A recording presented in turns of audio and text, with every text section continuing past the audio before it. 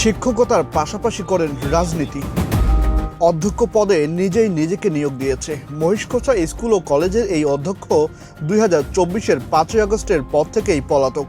1 বছর 8 মাস ধরে ক্লাস না এলেও মাসের শেষের ঠিকই তার ব্যাংক অ্যাকাউন্টে জমা হচ্ছে বেতন। কার্যক্রম নিষিদ্ধ আওয়ামী লীগের লালমনিরহাট জেলা শাখার শিক্ষা ও গবেষণা সম্পাদক সরওয়ার আলমের বিরুদ্ধে ওঠে এমনই অভিযোগ। 34 জুলাইয়ের পর থেকে আমরা নিয়মিত ক্লাস করি। সেই সময়ের পর থেকে আমরা আর সরওয়ার আলম স্যারকে আমরা কলেজে আর আসার দেখিও না, বা তিনি ক্লাসও নেন না, বা কোনো সময় আসেনও নাই তিনি। 24 জুলাই আন্দোলনের পর থেকেই স্যার আমাদের স্কুলে আসে না, কিন্তু কেন আসে না সেটা জানি না। কিন্তু আমরা শুনছি স্যার নাকি আওয়ামী লীগ দলের কিছু সদস্য ছিলেন, এই কারণে নাকি আসে না। তারপর আমাদের স্কুলে আন্দোলন হলো, তখন থেকে স্যার আমাদের স্কুলে আসে না। আমাদের স্কুল মহিষকোছা বহুমুখী উচ্চ বিদ্যালয় কলেজের পাশে একটা পুকুর ছিল, ওখানে একটা পার্ক হওয়ার কথা ছিল। সেই পার্কের কিছু সিঁড়ি ভাসানোর পরে আমার যে সরওয়ার স্যার যে আছে, উনি কাজ অফ করে দিয়ে এবং ফুল টাকাটা উনি মারি খেল। সেটা হলো যদি কেউ সাসপেনশনে যায় সাময়িক, সে বিষয়টা হলো তাকে সশরীরে প্রতিষ্ঠানে উপস্থিত থাকতে হবে। যদি উনি কর্ম নাও করে প্রতিষ্ঠানের কার্যক্রম থেকে বিরত থাকে, কিন্তু তাকে একটা আলাদা হাজিরা সই করতে হবে। বাংলা নিউজের অনুসন্ধানে বেরিয়ে আসে চাঞ্চল্যকর সব তথ্য। 1997 সালে জাল সনদে চাকরি আর 2012 সালে অভিজ্ঞতার ভুয়া কাগজ দেখিয়ে বাগিয়ে নেন অধ্যক্ষের চেয়ার। জালিয়াতির দায়ে একবার বরখাস্ত হলেও রাজনৈতিক প্রভাব খাটিয়ে পুনরায় সচল করেন বেতন। জুলাইয়ের পর জুলাই মামলা, কাগজ জালিয়াতি সহ একাধিক অভিযোগ ওঠে এই অধ্যক্ষের বিরুদ্ধে। সেই অভিযোগ তদন্ত করে তৎকালীন ইউএনওর কাছে হস্তান্তর করে 3 সদস্য বিশিষ্ট কমিটি।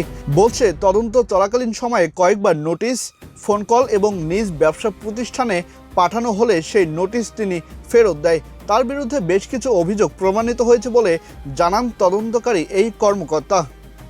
ওনার বিরুদ্ধে অনেকগুলো মামলা ছিল, ঠিক আছে। তারপরে কাগজের মনে একটা জালিয়াতি ছিল, ঠিক আছে।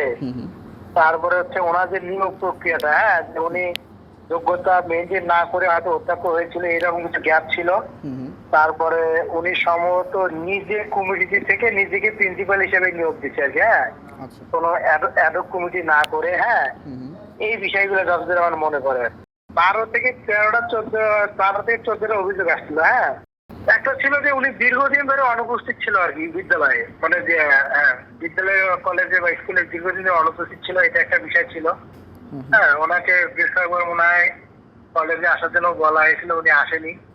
ইভেন আমি যখন তদন্তটা করি, ওনার বাসার ঠিকানায়, ওনার দোকানের ঠিকানায় আমি বেশ কয়েকবার চিঠি ওনাকে পাঠাইছি।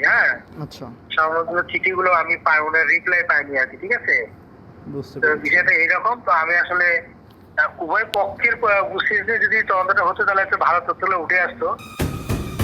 অধ্যক্ষ সরওয়ার আলমের সঙ্গে মুঠোফোনে যোগাযোগ করা হলে তিনি উল্টো এসব অভিযোগের বিষয়ে তদন্ত করা কর্মকর্তাদের বিরুদ্ধে অভিযোগ তোলে। বলছে উদ্দেশ্য প্রণোদিতভাবে তাকে ফাঁসানো হচ্ছে। সাথে 5ই আগস্টের পর অনুপস্থিতের কথাও স্বীকার করেন তিনি। এটা মিথ্যা। কাগজ জালিয়াতি করে কেউ নিয়ম নিতে পারে, নিয়োগ দিয়ে এতদিন চাকরি করতে পারে ভাই। আর আমার তো নিশ্চয় আমার মনে করেন যে আমার আগে একবার হয়েছে, প্রিন্সিপাল আগে 3 পরে 3 নিশ্চয় হইলো, 3বার নিশ্চয় হয়েছে অডিট, শিক্ষা মন্ত্রণালয় অডিট, ঠিক আছে।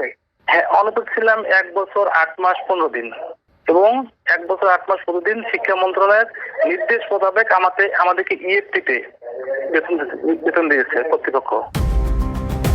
শুধু অধ্যক্ষ নন, সাথে অর্থ আত্মসাৎ ও প্রতারণার দায়ে দণ্ডপ্রাপ্ত অন্য আরেক শিক্ষক আবু হিনা মোস্তফা জামানও পাচ্ছেন নিয়মিত বেতন। এমন অবস্থায় সরকারি টাকা অপচয় হচ্ছে বলে মনে করছেন সচেতন নাগরিকরা। এইখানকার আরেকজন টিচার, সহকারী অধ্যাপক, সমাজকর্মের টিচার আবু হিনা মোস্তফা জামান, ইনি একটা মামলা জটিলতার কারণে টাকা পয়সা বিভিন্ন জনের কাছ থেকে চাকরি দেওয়ার প্রলোভন দেখিয়ে নিয়েছিল। সেই মামলা জটিলতার কারণে উনি 19 সাল থেকে এ যাবত অদ্যাবধি একটানা অনুপস্থিত, প্রায় 7 বছর। এবং 23 সালে উনি 3.5 বছরের সাজাপ্রাপ্ত পলাতক আসামি। এই 4-5 দিন আগে উনি ধরা পড়ছে।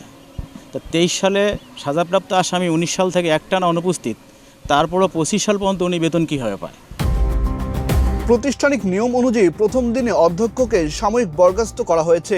6 মাস বরখাস্ত থাকার পর তাকে শোকজ দেওয়া হয়েছে, কিন্তু তেমন কোনো উত্তর তিনি দেননি। বেতন কেলেঙ্কারির নেপথ্যের কারিগর হিসেবে নাম উঠছে ভারপ্রাপ্ত অধ্যক্ষ আবুল হোসেনের দিকে। পলাতক এবং দণ্ডপ্রাপ্তদের বেতন শীট তার হাত দিয়েই ছাড়পত্র পায়, এমন অভিযোগও রয়েছে। না, উনি কোনো হাজিরা খাতাও সই করতেছেন না এবং মানে প্রাতিষ্ঠানিক নিয়ম হিসেবে প্রথমে তাকে সাময়িক বরখাস্ত করা হয়েছিল, 6 মাস বরখাস্ত থাকার পর তারপর এবং শোকজ দেওয়া হয়েছিল। শোকজেরও যথোপযুক্ত কোনো উত্তর উনি দেননি। এমনি মাঝে সাথে মোবাইল করতো, তো মোবাইলে মানে আমরা বলতাম যে এবার আপনি শোকজের অ্যান্সার দেন, কী কারণে আসতেছে না সেটা বলেন, সভাপতি স্যারকে বলেন। বলার পর সে কী ডিসিশন নেয় সেটা সভাপতি নেবে। তারপর উনি বললো যে না, এগুলো আমার দেওয়া লাগবে না, আমার আলাপ হয়েছে, এটা সেটা বিভিন্ন কথা আর কি, তাই ওগুলো আমরা মূল্যায়ন করি না।